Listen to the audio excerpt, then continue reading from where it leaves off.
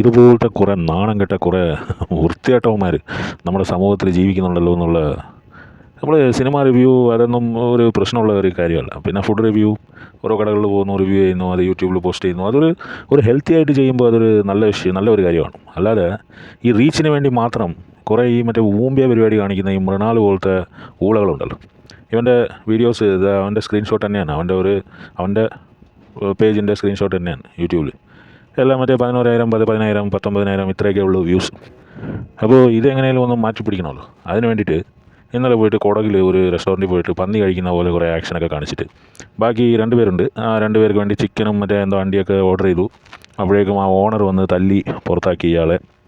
ആ ഓണർക്ക് ശരിക്കും ഹെൽപ്പ് വേണം എന്നൊക്കെ പറഞ്ഞുകൊണ്ട് ഇവൻ്റെ വീഡിയോയിൽ. പിന്നെ ഇവൻ വേറെ ഏതോ സ്ഥലത്ത് പോയി കഴിക്കുന്നുണ്ട്.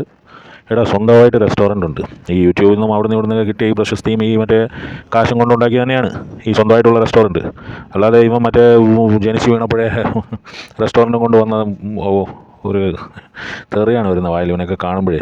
ഇതുപോലെ സമൂഹത്തിലൊരു നന്മയ്ക്ക് വേണ്ടി ഒരു കാര്യം, ഇപ്പോൾ ഇൻഫർമേഷൻ ടെക്നോളജി എന്ന് പറഞ്ഞ് യൂട്യൂബ്, അത് ഇത് ഇങ്ങനത്തെ ഫേസ്ബുക്ക്, ഇങ്ങനത്തെ സംഭവങ്ങളൊക്കെ ഉണ്ടെങ്കിൽ അതിനെ എങ്ങനെയൊക്കെ കുളമാക്കാം, അതിനെ എങ്ങനെയൊക്കെ നശിപ്പിക്കാം എന്ന് ചിന്തിച്ച് നടക്കുന്ന ഓളികളാണ് യുവന്മാർ. അത് ഫുള്ളായിട്ട് ഞാൻ പറയുന്നില്ല, പറഞ്ഞു കഴിഞ്ഞാൽ അത് വലിയ തെറിയാണ്. പക്ഷേ മനസ്സിലായി കാണുമല്ലോ നിങ്ങൾക്ക്. ഇതുപോലത്തെ അപരാധികൾ, ഇവനൊക്കെ സ്വന്തമായിട്ട് ഒരു സെറ്റപ്പ്, സ്വന്തമായിട്ട് ഒരു റെസ്റ്റോറൻ്റ് ഉണ്ട്, അത് മര്യാദയ്ക്ക് നോക്കി നടത്താനുള്ള ഒരു മൈര് പരിപാടിയും ചെയ്യുന്നില്ല. അതായത് ലൈം ലൈറ്റിൽ നിൽക്കണം. അതിന് വേണ്ടിയിട്ട് ഇങ്ങനത്തെ അപരാധിച്ച പണികളെടുക്കുക. ഈ മറ്റുള്ളവൻ്റെ സ്ഥലത്ത് ഇപ്പോൾ അവർ വിളിച്ചിട്ട് പോകുന്നതാണെങ്കിൽ കുഴപ്പമില്ല. ചുമ്മാ പോയി അവിടെ ഇരുന്നിട്ട് അവിടെ ഒരു സീൻ ഉണ്ടാക്കിയിട്ട് അയാൾ ഇവനെ പിടിച്ച് പുറത്താക്കിയിരുന്നു. അത് ഭയങ്കര ഇതായി, മറ്റേതായി, മറിച്ചതായി, അത് മറ്റേ ഇപ്പോൾ ട്രോൾ മെറ്റീരിയലായി പോയിരിക്കുകയാണ്. അശ്വന്ത് ഗോക്കിൻ്റെ കഥ, ആ കഥയും ഈ കഥയും തമ്മിൽ എനിക്കൊന്ന് മിക്സ് ചെയ്താൽ കൊള്ളാമെന്നുണ്ട്. എന്താണെന്ന് വെച്ചാൽ, അശ്വന്ത് ഗോക്ക് 1,00,000 രൂപ മേടിച്ചിട്ടാണ് ഇത് പറയുന്ന റിവ്യൂ പറയുന്നത് എനിക്കറിയാം എന്ന് പറഞ്ഞ് കോക്ക് പറഞ്ഞ പോലെ ആ അപരാധി പ്രൊഡ്യൂസർ ഉണ്ടല്ലോ, അശ്വന്ത് ഗോക്ക് മേടിച്ചിട്ടാണ് റിവ്യൂ പറയുന്നതെന്നാണ്. ഇപ്പോൾ എന്താ പറയുന്നതെന്ന് വെച്ചാൽ, കോക്കിൻ്റെ പേര് യൂസ് ചെയ്ത് ഒരാൾ വിളിച്ചു. ഇതിലെന്താ സംഭവിച്ചതെന്ന് എനിക്കറിയില്ല. ഈ അശ്വന്തിൻ്റെ വീഡിയോ കയറി അങ്ങ് വൈറലാവുകയും, എടാ നിൻ്റെ സിനിമയെക്കാട്ടിലും അവൻ്റെ വീഡിയോ വൈറലായിടാ മൈരെ എന്ന് പറഞ്ഞ ആൾക്കാർ ഇവനെ ഉപദേശിച്ചെന്ന് തോന്നുന്നു. ചിലപ്പോൾ അച്ഛൻ തന്നെ പറഞ്ഞാണ്, എടാ അവൻ എൻ്റെ ഫാനാണെന്നൊക്കെ പറയുന്നുണ്ട്, ഇതെന്താണ്. എനിക്ക് ആ കൂടെ സെൻറ്റി ആയിപ്പോയടാ എന്ന് സുരേഷ് ഗോപി പറഞ്ഞോ എന്തോ. അതൊന്നും പറയാൻ പറ്റില്ല, അത് കോക്കിൻ്റെ ഒരു ഐഡിയ ആയിരുന്നു.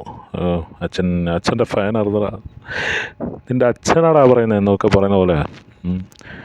ആ കോക്ക് അങ്ങനെ കാശ് മേടിച്ചിട്ട് പുള്ളി അശ്വന്ത് അങ്ങനെ പരിപാടി ചെയ്യാറില്ലെന്നാണ് നമ്മുടെ എല്ലാം വിശ്വാസം.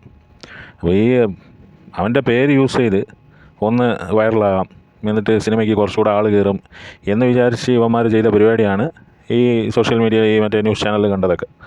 അതേ ലൈനാണ് ഈ മൃണാൾ എന്ന് പറയുന്ന ഈ ഊച്ചാളി കാണിച്ചുകൊണ്ടിരിക്കുന്നത്.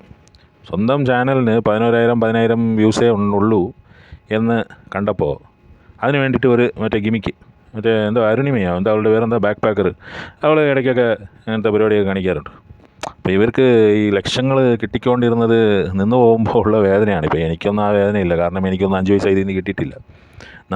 നമ്മൾ നമ്മുടെ സമയം കളഞ്ഞ് നമ്മൾ ഇതുപോലത്തെ വീഡിയോസ് ഉണ്ടാക്കുന്നു, അത് ആൾക്കാർ കാണുന്നു, 2 തെറി പറയുന്നു, നമുക്ക് ആൾക്കാർ കാണുന്നു എന്നുള്ളത് കാണുമ്പോൾ, തെറി മാത്രമല്ല നല്ല കമൻസും പറയാറുണ്ട്, ആ കമൻറ്റ് കാണുമ്പോൾ നമുക്കൊരു സന്തോഷം, അത്രേ ഉള്ളൂ. അതായത് ഇതുപോലത്തെ ഈ പാരസിറ്റിക് മൈൻഡായിട്ട് ജീവിക്കുന്ന ഇതുപോലത്തെ തെണ്ടികൾ, ഇതിലും ഭേദം പോയി പിച്ച എടുത്ത് തിന്നൂടറാ. പോർക്ക് അവിടെ പോയിട്ട് കുറേ അഭിനയം കൂറുകൾ. ഇപ്പോൾ കേരളത്തിൽ മൊത്തം എവിടെയും കയറ്റത്തില്ലെന്ന് തോന്നി ഈ അലവലാതി. ഇതുപോലത്തെ ഒരു മൈരൻ, വേറെ എന്താ പറയണ്ടേ ഇവനെയൊക്കെ. ഇങ്ങനത്തെ ആൾക്കാരൊക്കെ കാണുമ്പോഴാണ് ഈ സോഷ്യൽ മീഡിയ എന്ന് പറയുന്ന സംഭവം ഒരു ശാപമാണല്ലോ. ഓരോ റെസ്റ്റോറൻറ്റുകാരൊക്കെ പേടിച്ചിരിക്കുകയെന്നേ. ഈ ഓളിയൊക്കെ വന്നിട്ട് വല്ലതൊക്കെ വിളിച്ച് പറഞ്ഞു കഴിഞ്ഞാൽ കഴിഞ്ഞു. അവൻ്റെ റെസ്റ്റോറൻറ്റിൽ ഈച്ച കിടന്നു, അവൻ്റെ റെസ്റ്റോറൻറ്റിൽ പാറ്റ കിടന്നു, അതൊന്നും പ്രശ്നമല്ല അവനൊന്നും. മറ്റുള്ളവൻ ആരെങ്കിലും ഒരു റെസ്റ്റോറൻറ്റ് ഉണ്ടാക്കി കാശ് മുടക്കി, അല്ലെ അതേപോലെ സിനിമ പിന്നെ എല്ലാവരും കാണാൻ വേണ്ടിയിട്ടുള്ള ഒരു സംഭവമാണ്. കണ്ടിട്ട് എന്തോ ഒരു അഭിപ്രായം പറയുന്നു. സിനിമ എന്ന് പറയുന്നത് കുറച്ചുകൂടെ വലുപ്പമുള്ള സംഭവമാണ്, അത് ഓക്കെ. ഈ റെസ്റ്റോറൻറ്റിലൊക്കെ പോയിട്ട് ഇവന്മാർ ആലോചിത്തരം വിളിച്ച് പറഞ്ഞു കഴിഞ്ഞാൽ പിന്നെ അവിടെ ആരെങ്കിലും കയറും.